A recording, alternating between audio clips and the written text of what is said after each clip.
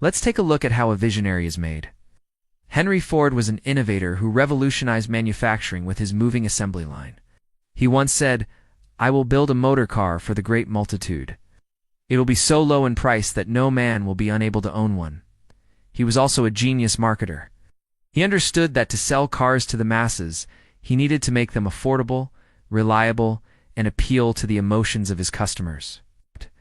But above all, he was a visionary. He had a dream of a better future, and he worked tirelessly to make it a reality. And that's what this is about, turning dreams into reality. That's what makes a visionary, someone who can see what could be and then go out there and make it happen. Now, I think we can all agree that Steve Jobs was a visionary. He co-founded Apple and revolutionized personal computing, mobile phones, and digital music. He didn't just invent new products. He invented new ways of thinking about technology and its role in our lives. But did you know that when he was young, he was anything but a strata student? In fact, he barely graduated from college and was known more for his rebellious streak than his business acumen. Yet he went on to become one of the most successful entrepreneurs of our time. What happened between then and now is the subject of this video. How did Steve Jobs turn himself from a college dropout into a visionary? How did he go from being just another guy to being the face of Apple? And what lessons can we learn from his story? Let's dive in. It all started back in college when Steve Jobs was taking a typography class. Now, typography is the art and technique of arranging type to make written language as legible and aesthetically pleasing as possible. But Jobs didn't care about any of that. All he cared about was one thing: computers. He was fascinated by them, and he spent all his free time learning everything he could about them. This wasn't exactly what his parents wanted for him. They had high hopes for their son, and they wanted him to use his time in college to learn a valuable skill that would help him get a good job after graduation. But Jobs didn't care about that either. All he cared about was computers. So he dropped out of college and went to work for Atari. Now, Atari was a video game company that was founded by Nolan Bushnell in 1972. By the time Jobs applied to work there, it was already a huge success. The company's first game, Pong, had been released in 1973, and it was an instant hit. It was the perfect combination of skill and chance, and it quickly became one of the most popular games of all time. Bushnell knew that he had something special when he saw the crowds of people gathered around the game's arcade cabinet. He could see that people were playing it over and over again, and he knew that he had created something that could change the world. Jobs started working for Atari as an electronics technician, but soon moved up to become a programmer. He was brilliant at his job and quickly became one of the company's most valuable employees. But Jobs wasn't satisfied with just working for someone else. He wanted to start his own company. So he left Atari and partnered up with Steve Wozniak, and they founded Apple Computer Inc. in 1976. Now, I don't have time to get into every detail here, but you should definitely check out my other videos if you want to learn more about how Apple got started.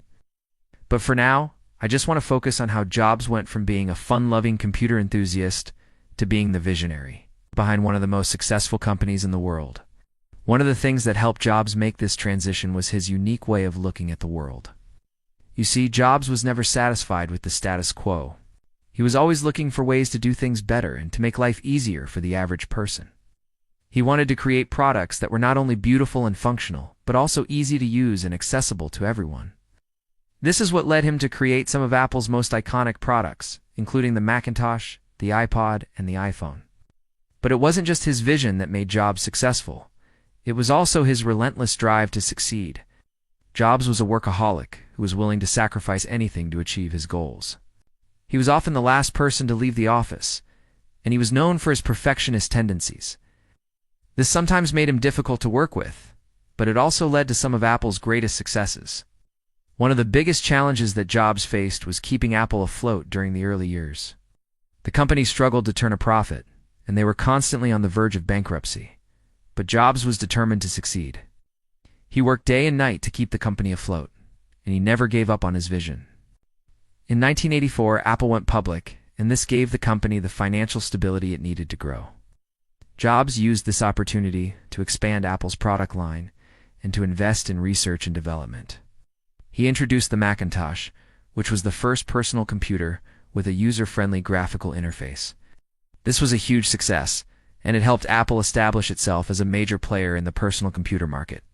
But Jobs wasn't content with just being a successful businessman. He wanted to make a real difference in the world. So in 1986, he founded the Human Interface Foundation, which was dedicated to improving the human condition through technology. Through this foundation, Jobs funded research into areas such as artificial intelligence, robotics, and biotechnology. He also made significant donations to various charities, and he used his platform to raise awareness about important social issues. In the meantime, personal computers were becoming more and more popular. People were using them for everything from word processing to playing games. But they were still expensive, and they required a certain level of technical expertise to use properly. Jobs wanted to change that. He wanted to create a personal computer that was affordable, easy to use, and appealing to the masses. This led him to develop the Macintosh SE, which was released in 1987. It was the first personal computer that came in a variety of fun colors, and it was also the first personal computer that was designed to be used by both adults and children. This was a huge success, and it helped Apple become one of the most recognizable names in the personal computer industry. But Jobs wasn't content with just selling personal computers. He wanted to create a whole new category of products that would appeal to the masses, and that would change the way people interact with technology. This led him to develop the Newton Message Pad, which was released in 1993. It was the first handheld computer that was designed for use on the go. It allowed people to access information, communicate with others, and even play games anywhere, anytime. Fortunately, the Newton Message Pad wasn't a big success. People weren't quite ready for a handheld computer, and the device was eventually discontinued. But Jobs didn't give up. He continued to work on new ways to make technology more accessible and more useful for the average person. And his efforts eventually paid off. In 1998, Jobs returned to Apple, and he set out to create a new kind of operating system, one that was easier to use and more visually appealing. This led him to develop macOS X, which was released in 2001. It featured a completely new user interface that was based on a layered approach, allowing users to easily switch between applications and access different parts of the operating system. This made macOS X one of the most user-friendly operating systems of its time, and it helped make Apple's computers more popular than ever before. But Jobs wasn't done yet. He wanted to take his operating system to the next level and make it even easier to use. This led him to develop iOS, which was released in 2007. It was the first mobile operating system that was designed to be incredibly user-friendly, incredibly powerful. It allowed people to access information, communicate with others, and even play games right on their phones. And the rest, as they say, is history. And that's how Steve Jobs turned himself from a college dropout into a visionary. He didn't have any fancy degrees or credentials, but he had something much more valuable, a passion for technology and a desire to make it accessible to everyone. He took risks, he pushed boundaries, and he never gave up on his vision. And in the end, he created something that changed the world. So what lessons can we learn from Jobs? Well, first of all, never let anyone tell you that you can't do something. There are so many people out there who are living their lives on other people as timelines. And it is a shame because you do and have to do that. If you have a dream, go after it with everything you've got. Second, always be willing to take risks. Life is full of risk, and the only way to truly succeed is to be willing to take risks. Don't be afraid to fail because failure is just another excuse to learn and grow. Finally, never give up on your vision. If you have a dream, hold on to it and never let go. No matter how difficult things get, never give up on what you believe in. And if you follow these lessons, who knows? Maybe one day you'll be a visionary too.